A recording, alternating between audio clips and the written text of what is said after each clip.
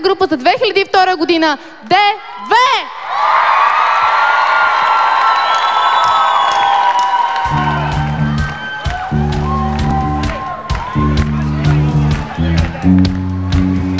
Искам да пляскате всички! Искам всички да пляскате! Цялата зала!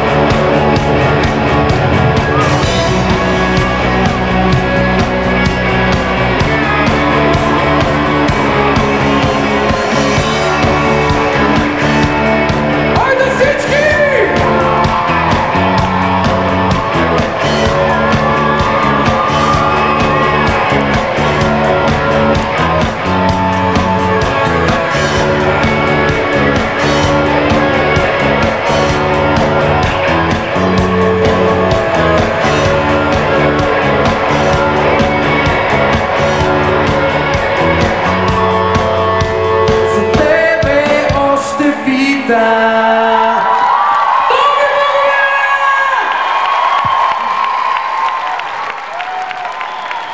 Вашите аплодисменти за D2. Сега ще поканя на сцената Майя Петкова, директор на БТК.нет, и Тончо Токмакчиев да ви обявят следващата награда.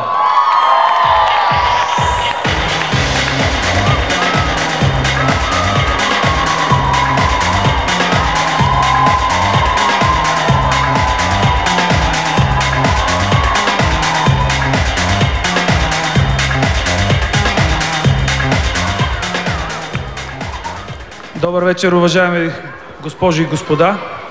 Изключително се вълнувам, защото трябва да връча една особена награда. Наградата за цялостно творчество. Тази награда, която музикална телевизия ММ всяка година дава на личности и групи, които са допринесли много за българската музика. През годините тази награда поред беше давана на ФСБ, на щурците на Георги Минчев, на Емил Димитров. Тази година наградата ще бъде връчена на двама души, на двама мои приятели, които страхотно обичам. Хора, които са направили всичко в българската музика. Хора, които с еднолично и с огромна лекота запълниха онази празнина между естрадата и съвременната поп-музика. Тяхната музика стана емблема на едно цяло поколение. Тя стана музикален символ на десетилетието на последните години на миналия век. Искам да аплодирате Дони и Момчил!